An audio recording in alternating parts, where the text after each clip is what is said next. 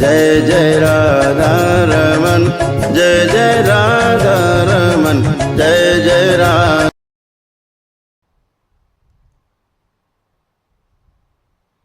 दरबार ने जो आपको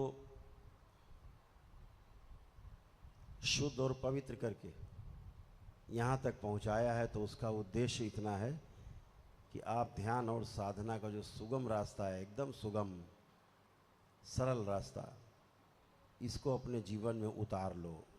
क्योंकि अब कोई अवरोध आपके सामने नहीं है जो आपको ध्यान साधना से रोके। ध्यान साधना से रोकने के लिए ऐसे समझ लीजिए कि जब तक दरबार आप नहीं आए थे और जो स्थिति थी मानसिक, शारीरिक और आध्यात्मिक, उसमें ध्यान साधना होती नहीं है, हो भी नहीं सकती।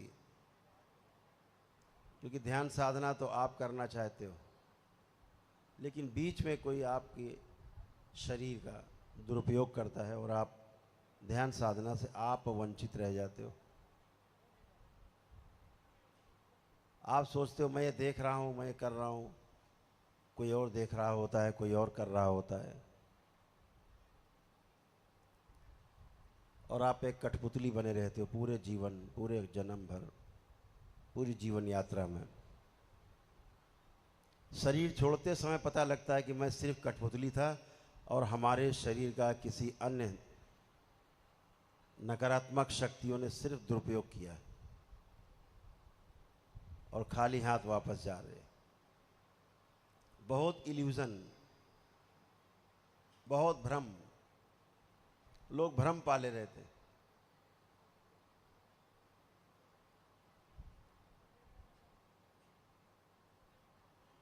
पहले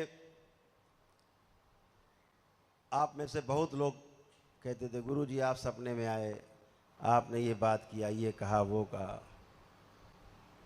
बहुत लोगों की ऐसी आसुरी शक्तियां रहती थी कि देखिए गुरुजी आप सपने में आए थे, आपने कहा था दरबार जाने की कोई ज़रूरत नहीं है, जाओ तुमको हमने एक दिवसीय अनुष्ठान का पुण्य दिया, मज़े करो घर में। अब मान लिए बेचारे कि हमको तो गुरुजी ने घर में आके एक दिवसीय अनुष्ठान का पुण्य दे दिया। तो आसुरी शक्तियों का प्रयास रहता था किसी तरह से दरबार जाने से रोका जाए, दरबार ना पहुंचने पाए ये व्यक्ति, इसको इतने भ्रम में रखा जाए। तो दरबार ने वो व्यवस्था ही हटा दी। ध्यान से सुनो, अब आप कभी भी सपना देखोगे, ध्यान रखना, अगर कोई गलत शक्ति आपको भ्रमित करना चाहती है तो मेरा सारा रूप तो आपको दिखेगा, लेकिन मेरा चेहरा आपको नहीं दिखेगा। हमारा चेहरा नहीं दिखे तो समझ लेना कि कोई भ्रमित कर रहा है, और आपको मेरा चेहरा भी दिखे रूप के साथ तो समझ लेना आपको सही संदेश दरबार दे रहा है।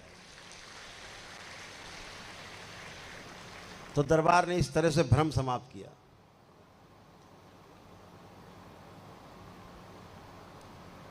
तो भ्रम या जागृति, इस संसार में दो ही चीजें हैं, तीसरी है नहीं। या तो भ्रमित व्यक्ति हैं, भ्रमित मानव है, और या फिर जागृत मानव है।